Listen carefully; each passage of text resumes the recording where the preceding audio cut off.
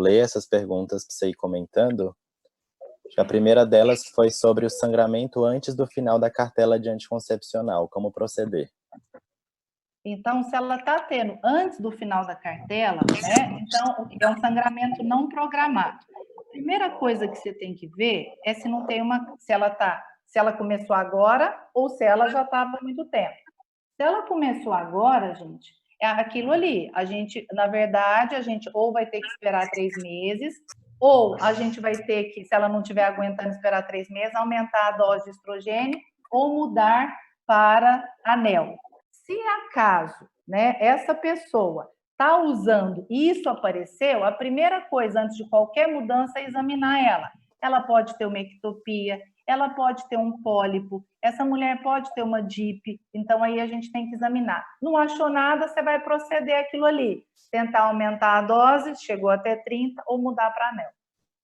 Não sabemos se dar AstraNexame com AINE resolve. Normalmente, eu não dou assim, não vejo assim muita luz no fim do túnel.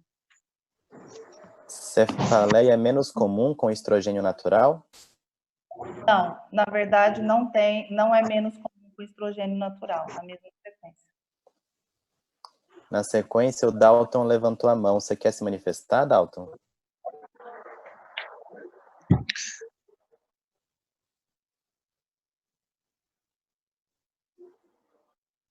Oi, Dalton. Acho que não. A paciente que precise de anticoncepcional por estar fazendo uso de Roacutan, a melhor opção é progestagena isolado? Não, tanto faz. Se ela precisar de Roacutan, o que você tem que saber é se ela é esquecida ou não esquecida, porque se ela for esquecida e estiver usando Roacutan, ela pode engravidar teratogênico, e aí tanto faz, tá? O que a gente sabe é que ela vai ter que usar algo que seja extremamente eficaz. Então, se ela lembrar, pode ser curta duração, como pílula. Se ela não lembrar, longa duração. O que eu falei é que quando a mulher faz acne com progestágeno, o Roacutan é uma bela opção para controle de acne. Daí, Ana de Hayek quer falar alguma coisa? Se manifestou também? Oi, Ana. Oi, Carol, que saudade, que bom te ver, que prazer, parabéns pela aula, é incrível, esclareceu muita coisa. Eu queria te perguntar se agora, com a chegada do Calena no mercado, se a gente espera, se ele vem aí com uma promessa de melhora, tanto nesse padrão desfavorável que algumas mulheres fazem com o Mirena e em relação a outros eventos adversos. A gente vai ter aí uma possibilidade de ofertar um produto, quer dizer, quando escolher? Agora esse daí é o spoiler do spoiler, né, Ana? Esse daí é o seguinte, o Cailina seria o seguinte, então quando o Cailina foi lançado, eu esperava uma coisa meio um branco e um preto, 2 polos, né? Há muitos anos. Então, a gente tem o Jai 10, a gente tem Skyla, que não vai vir para o Brasil provavelmente, o Cailina, que está no meio, e o Mirena, que é o que a gente conhece. Só para ter mais ou menos, assim, média de dose, seria 20 microgramas Mirena, mais ou menos 12 Cailina e 8 Jai 10 Skyla. O padrão de sangramento do Jai 10 Scala não ficou legal, assim, comparado com os outros tão legal, então o Cailina pegou mais. Então, o Cailina dura 5 anos, então mesmo tanto do Mirena. O Cailina, o que eles fizeram é que eles conseguem, com a metade da dose, um padrão muito parecido com o Mirena. Então, a gente vai ter aquela menor dose possível para você ter mais ou menos os mesmos efeitos do que tem aumento de sangramento, e que tem, por exemplo, a dor com endometriose. Então, para quem quer tratar, vai ficar o Mirena. Ou para aquela paciente que quer uma taxa maior de amenorreia. Normalmente, assim, ele vai ter uma taxa menor de amenorreia, mas 80% dele fica com padrão favorável igual o Mirena, mas tem um pouquinho menos de amenorreia, metade, 10%, por aí. Então, ele vai ser para paciente normal. Aquela que quer reduzir o sangramento, é essa que vai procurar o Mirena. As que a gente já está usando o Mirena, não tem por que a gente trocar. Mas aquelas que, por exemplo, vão iniciar e a redução do volume não é um desejo muito importante, o Cailina entra, né? E em termos de acne, é o mesmo tanto do Mirena, provavelmente mostrando que é muito mais, talvez, a sensibilidade dessa mulher ao levonorgestrel do que, talvez, essa diferença aí de dose, né? E aí tem outros efeitos que eu vou contar depois, mas, principalmente, o padrão de sangramento é muito parecido com metade da dose. Eu acho que esse é o ponto e a acne é igual. Próxima pergunta, Carol, foi sobre a espironolactona, se ela não dá muita hipotensão em adolescentes em uso de implante com acne. Olha, eu não sei as experiências de outros colegas, mas assim, a gente tem muito implante, muito Mirena, muito desogestrel no ambulatório nosso de quinta-feira. Eu vejo poucas pacientes fazendo hipotensão, assim, muito poucas. Assim, no universo de 100, de repente, a gente tem 1, 2 casos que queixam para a gente, né? E nessa situação, você iniciando escalonado, 50 miligramas, 1, 2 semanas ficou bem, você vai para 100, é a melhor alternativa. Se ela não suportar 100, às vezes você vê com 50 como fica, e se não for suficiente para acne, junto com o tópico, você vai pensar noutra abordagem. Pacientes com padrão desfavorável em uso do DIU de levonorgestrel precisam investigar outras causas como adenomiose, por exemplo? Só depois de você, por exemplo, você pôs o Mirena, depois de 6 meses, sim. Antes de 6 meses, você pode tentar a medicação para ver se só o tempo ajuda a melhorar o padrão de sangramento. Então, a gente só investiga alguma coisa se em 6 meses ela não teve melhora, nem com as medicações que a gente prescreveu, porque a gente sabe que o principal aí para o Mirena é o tempo. O Mirena, diferente do implante, ele reduz volume. Ele reduz o volume menstrual em até 90%. Então, a gente sabe que quanto mais reduz o volume, a paciente, às vezes, ela até está sangrando mais dias no começo, mas como é pouco, ela tolera mais, né? Então, vocês vão ver que o número de dias de sangramento vai reduzindo mês a mês. Então, se chegou 6 meses, não está tendo essa redução, ela ainda está insatisfeita, você usou medicações para tentar dar um conforto até lá, não melhorou, é hora de examinar em primeiro lugar, gente, porque eu já peguei de mulher com DIP, que fez ultrassom, colheu o cito e ninguém tocou, e aí eu tratei DIP e resolveu o sangramento, né? Então, lembrar de tocar essa pessoa.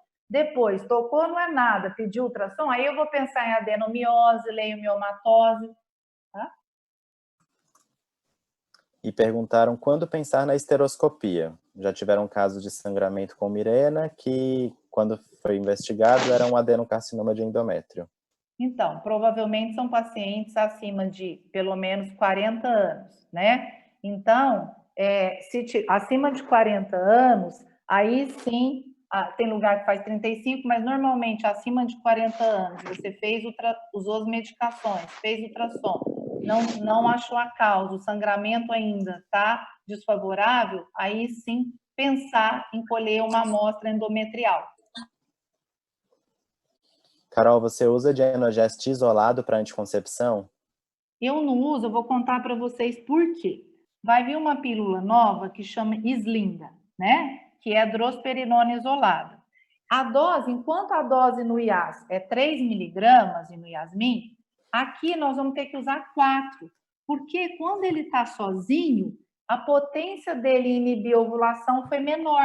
Olha que engraçado.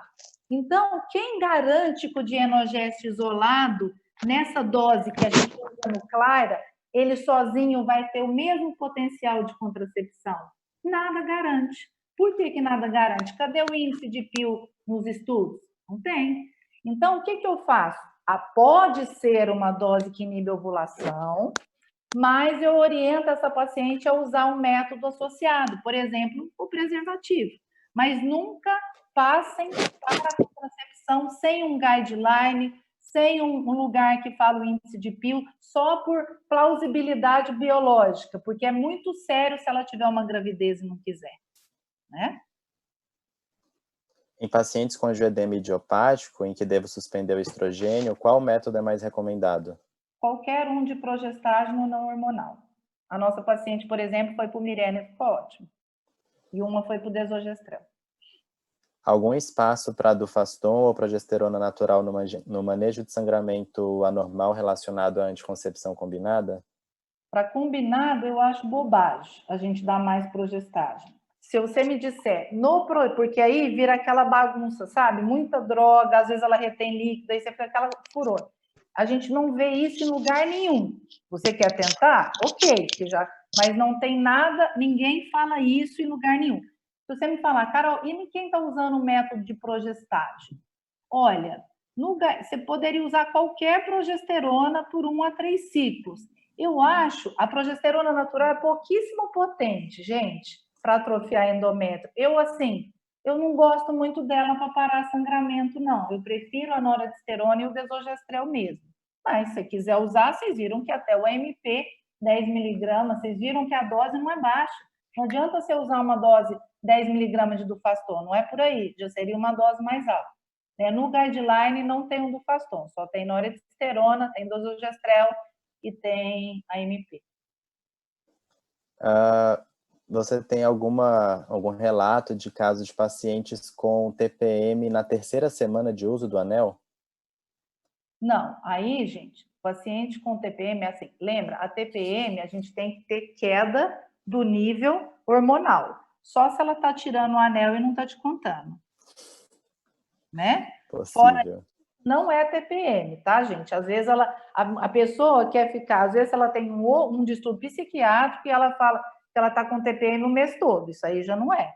TPM tem que ser relacionado à queda hormonal, seja quando eu ovulo, que é a TPM verdadeira, que caiu, o corpo lúteo atrofiou, seja quando, na verdade, eu fiz pausa, eu fiz uma falsa TPM, mas é o mesmo sintoma. Em pacientes com comorbidades, com que frequência monitorizar o potássio no uso da espironolactona? Aí é uma coisa assim, eu não sei se, assim, aí a gente tem que pedir ajuda por uns universitários. Aí depende da patologia e você vai ter que conversar com o médico dela, né? Por exemplo, dependendo da paciente que é renal crônica, você não vai poder usar. Então, quando a paciente tem algum problema, é importante você conversar com o médico dela, porque tem casos que você não vai poder usar, você vai precisar usar outra medicação para acne, e tem casos que, dependendo do que, se ela já usa outra droga que aumenta potássio ou o quê, dependendo do clearance renal dela, de tudo, eles vão falar de 3 em 3, de 6 em 6. Então, nesse, você vai ter que pedir ajuda para o colega que acompanha a outra mobilidade. Pacientes que fizeram uso de espironolactona com Mirena melhoraram da acne e 6 meses depois as espinhas retornaram. Você pode fazer uso da espironolactona novamente? Pode, você pode fazer, lembra que eu falei, você pode fazer meses, e aí se você tirar de novo e ela está voltando, aí você vai ter que discutir com o dermato o que você vai fazer nesse caso. Né? Será que é uma paciente que mais vale a pena ela migrar para isotretinoína, tomar 3 vezes por semana? Ou é uma paciente que o dermato pode otimizar o tratamento tópico para ela? Então, se ela não conseguir se ver livre da espironolactona, é hora da gente pedir ajuda aos universitários. O uso de Mirena piora cistos ovarianos e como proceder nesses cistos? Retirar a Mirena? Então, assim, o Mirena em si não dá cisto, né, gente? O que acontece? Método de progestágeno bloqueia o LH. Né? O Mirena, como ele não impede a ovulação, nem sempre, ele às vezes não mexe nem no LH. Então, o FSH fica normal. Como o FSH fica normal, ele recruta os folículos normais. Mas, às vezes, aquela presença de progesterona ali atrapalha. E, às vezes, esse folículo, o que acontece? Ele cresce e aí ele transforma num cisto. Esses cistos são funcionais, eles desaparecem até 12 semanas, a maioria com 8, não tem necessidade nenhuma de cirurgia, tá? E o máximo que eles podem dar é dor e, às vezes, sangramento. Se der sangramento, o melhor tratamento é dar progestágeno. Se, na verdade, der dor, você pode dar um analgésico, mas você tem que falar para o paciente, tem que passar tranquilidade. Porque se você falar, te deu cisto de novo, não é isso. Você pode falar, olha, como, na verdade, nem sempre você está soltando a sua sementinha, às vezes a casa da sua sementinha cresce e forma essa imagem que a gente percebe como um cisto. E isso desaparece sozinho. Em trabalho, gente, de mais de 100 mil Mirenas, não teve nenhuma cirurgia que foi necessário por conta de remoção de cisto. Então, não vamos fazer e nem retirar o Mirena por conta disso. Eu até brinco, ao usar método de progestágeno, não olhe os ovários. O uso prévio de Cerazete prediz sangramento desfavorável com Mirena? Olha, a gente não tem trabalho publicado aqui no Brasil, mas no grupo de experts que eu tenho de fora do Brasil, global, esse estudo foi feito na Finlândia. Então, 3 meses de Cerazete prediz mais ou menos a resposta que você vai ter com o implante. Então, 3 a 6 meses. Então, normalmente, aquela pessoa que está insegura, não sabe, eu uso 3 meses. Ela ficou bem com Cerazete, ela vai ficar bem normalmente com o implante. E lembrando que o implante, os 3 primeiros meses... Os primeiros meses do implante é preditor de como ele vai ficar no futuro. 3 meses de implante, 3 meses de implante, se ela fica bem, ela vai ficar bem no futuro. Tende a 80% das vezes de manter um ótimo padrão. Se ela nos 3 meses fica ruim, 50% de chance dela melhorar. Então, os 3 meses do implante prediz o futuro. E o uso de Cerazete antes prediz implante. Mas Cerazete não tem nada que ver com Mirena. Não existe preditor de sangramento de Mirena. A única coisa que prediz o sangramento de Mirena é quem estava bem com Mirena, ao trocar, continuará bem. Se tiver uma DIP, tem que retirar o Mirena? Nunca. Por quê, gente? Quando eu tenho o DIU e eu tiro o DIU, eu aumento a bacteremia, eu posso piorar o caso da minha paciente. A gente deve tratar por pelo menos 48 a 72 horas.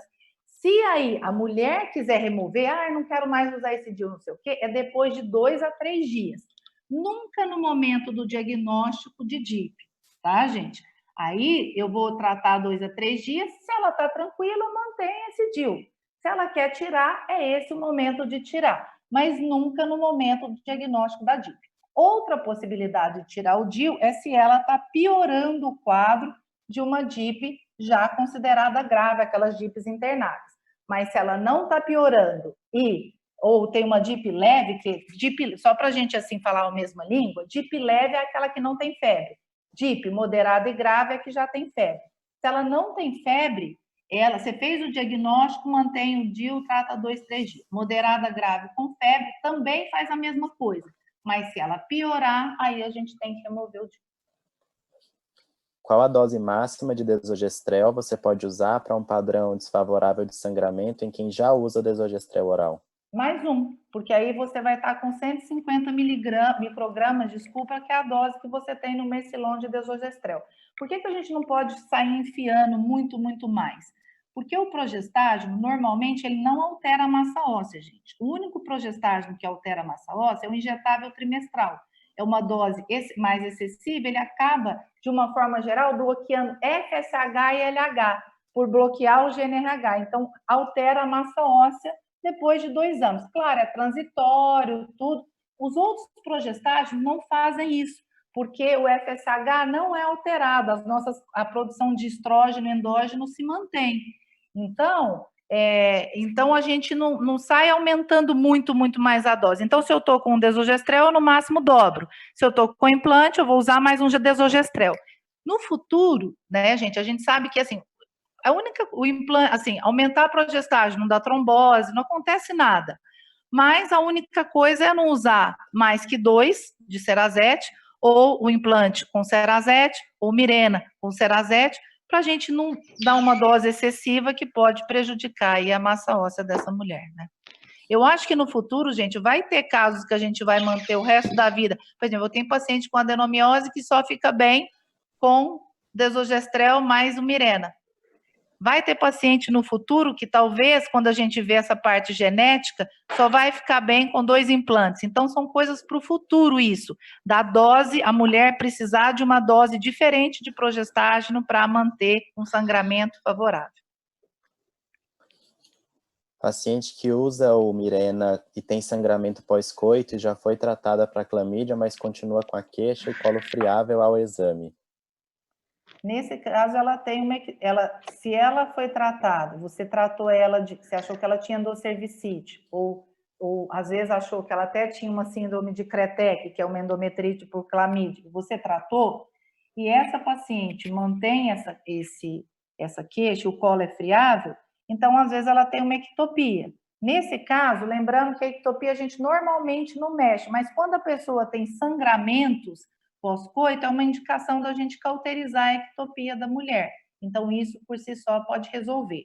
Outra coisa que você tem que tomar cuidado é que, às vezes, a paciente ela pode ter cesárea, né? Tá com sangramento desfavorável alguns dias antes, e ali, na cicatriz da cesárea, faz a estimocele, junta um pouquinho de sangue. E aí, quando ela faz o movimento sexual, aquele sangue às vezes sai e a gente às vezes fica na sensação que é um sangramento pós-coito. Também é uma possibilidade, né? Então, avaliar no exame se não tem outra causa de sangramento. Sangramento pós-coito, você tem que ver se não tem um pólipo endocervical que a gente não está percebendo, endocervicite, ectopia, né? E mais depois pensar aí na estimocele. Às vezes a gente não acha causa, às vezes simplesmente a gente sabe que o progestágeno faz com que os vasos fiquem mais friáveis e com impacto sexual, às vezes alguns vasos se rompem. Às vezes isso vai acontecer e se a paciente ficar incomodada, a gente tem que tentar mudar o método.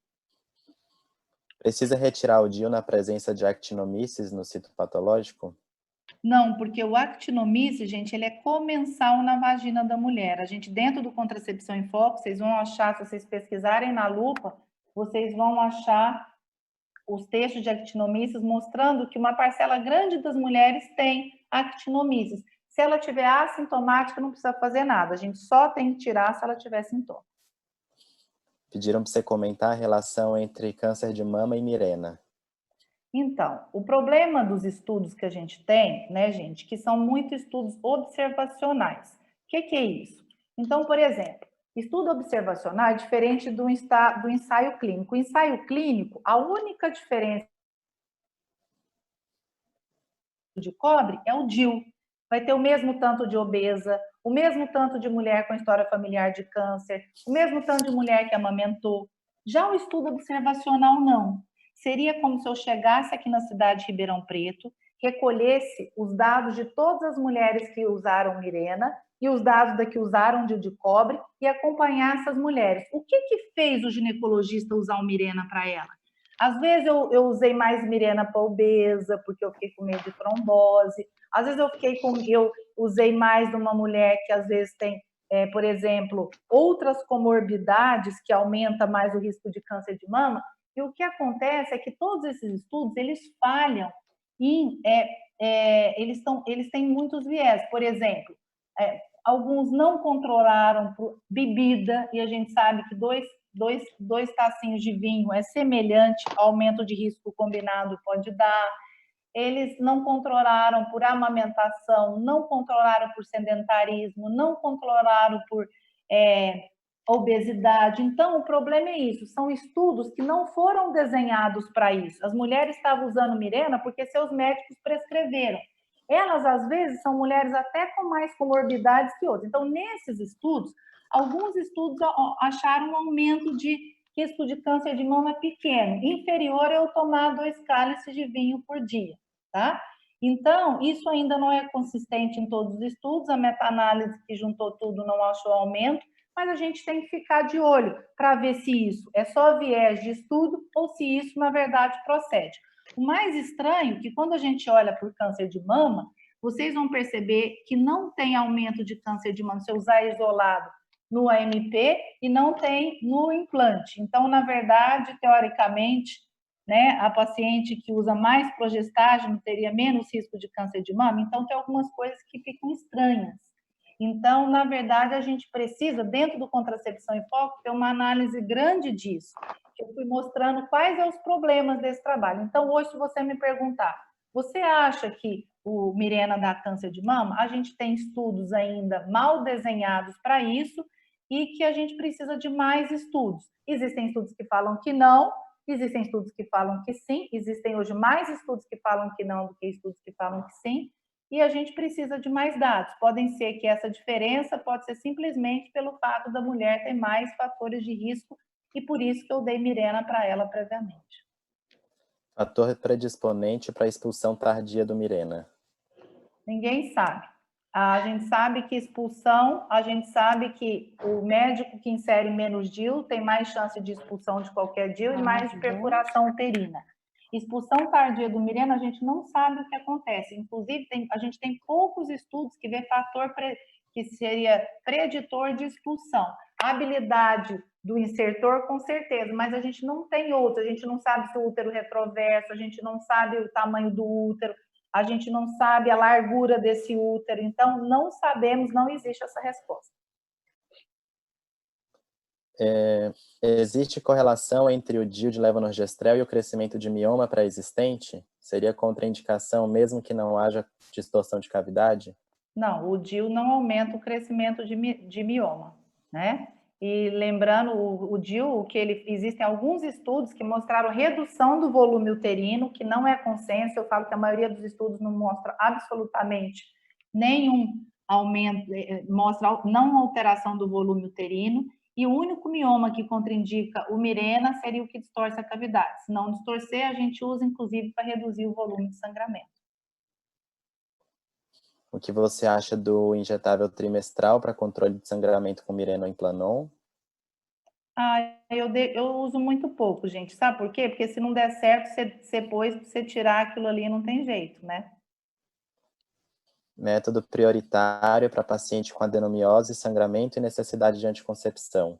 Sempre que você tem sangramento aumentado, o que mais reduz volume é o Mirena, reduz em 90% o volume. Mas se ela quiser, ela pode usar qualquer outro contraceptivo hormonal. Ela, comparado com seus pares que não têm adenomiose, ela sempre vai ter sangramento mais desfavorável.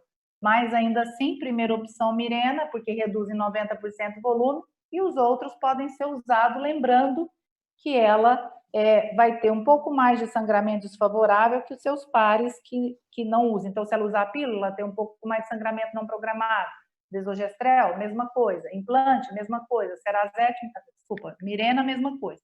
Mas o que mais reduz volume, eu não estou falando é a menorreia, é o Mirena. Seria a primeira opção aí. Paciente de 16 anos com síndrome de Down, que utilizava o implante, começou o Primolutinol por sangramento e evoluiu com AVC isquêmico. Tem indicação de retirada do implante? Não. Assim, na verdade, o AVC isquêmico, né? Se a gente olhar em AVC, eles falam que quando eu estou com progestágeno e eu fiz AVC, por falta de dados, você teria que trocar para outro. Só que, assim, isso aí não tem... Aqui a gente... Quando é trombose venosa, com certeza não tem nada a ver isso. Trombose arterial, isso é uma recomendação baseada em recomendação de expert, a gente não tem um motivo. Você poderia tirar o implante e ir para o desogestrel, faz sentido? Tirar o implante e ir para o Mirena, faz sentido? Então, não faz muito sentido. Então, a gente não faz essa troca, porque não é proibido, né? Então, você pode manter. Carol, você recebeu muitas perguntas. Algumas delas não estavam relacionadas diretamente com a temática, então peço desculpa a quem perguntou, mas algumas a gente precisou filtrar para tentar contemplar o tema. Algumas ainda fugiram, porque são perguntas bem relevantes e tenho certeza que todo mundo tem muita curiosidade para saber tudo que você tem para comentar com a gente, Carol, mas infelizmente o tempo é limitado e a gente não consegue dar extensão para todas as questões que surgiram. Acho que outras lives podem ser feitas, né? Para a gente conversar sobre outros assuntos específicos. Uma aula, você perdeu. E a gente agradece muito a atenção de todos vocês, a disponibilidade da Carol de compartilhar todo esse conhecimento com a gente. Infelizmente, a gente não conseguiu gravar a live enquanto você estava falando, Carol. Eu e a Thaís, a gente estava aqui digitando loucamente, procurando um jeito de gravar a aula, mas não foi possível de ser gravada. Então, assim, o que eu falo a gente vai voltar a outros temas, vamos fazer pelo menos assim, vamos aproveitar, eu falo que cada um dá o que pode durante a pandemia, eu falei que eu estou podendo dar informação. Então, nós vamos votar um próximo tema, aqui daqui 2, 3 semanas a gente deve repetir o tema, e dia 28/5, aí eu vou estar falando das diferenças entre o Kailina, o Mirena, eu acho que está todo mundo curioso, né, para essa temática, né? Aí a gente vai falar, vai explorar um pouco mais. E aí eu vou pôr no grupo, gente, a votação de outros temas, e é sempre assim, é uma coisa mais prática, para a gente fazer pergunta depois. Essa eu estiquei um pouco mais a aula, mais proposital, porque tinha mais coisa que eu queria falar, mas sempre eu vou tentar fazer uma aula sempre mais curta que essa. Essa porque eu quis englobar 1000 coisas de muita coisa, mas para fazer uma vez só. Eu espero que vocês tenham aproveitado, eu quero agradecer o Edson pela parceria, e eu quero agradecer a Thaís, que gentilmente, com um apoio aí da Bayer, na parte educativa, só forneceu para a gente o Zoom para caber mais pessoas. E quero agradecer a presença de todos vocês, gente, que ficar até agora, né? Eu sei que não é fácil, tem os filhos aí, né? O marido, N coisas para a gente fazer, às vezes a namorada, a mulher. Então, foi um prazer muito grande estar com vocês, mesmo que virtual, e a gente vai ter outros encontros, né, Edson? Sem dúvida. Algumas pessoas perguntaram no chat sobre qual que é o grupo que a Carol está falando. A Carol tem um grupo que chama Contracepção em Foco. Ele é específico para profissionais de saúde que trabalham com anticoncepção e planejamento reprodutivo. E agora, recentemente, ela me chamou para ser moderador também. Fiquei muito feliz com essa oportunidade. Carol, obrigado.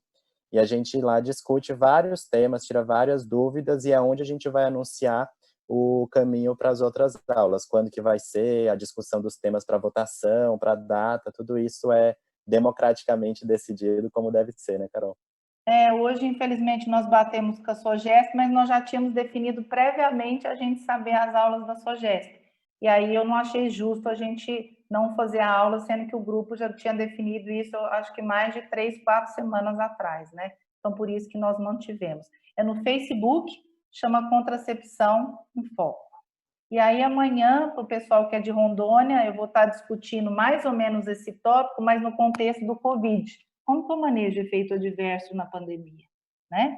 Então, um abraço para todos e bom descanso para os que vão descansar, bom plantão para quem está de plantão. Um beijo grande, Edson. Obrigada. Beijo, obrigado, Carol. Obrigado, Thaís. Obrigado a todos vocês. A gente vai encerrar a reunião. Tchau.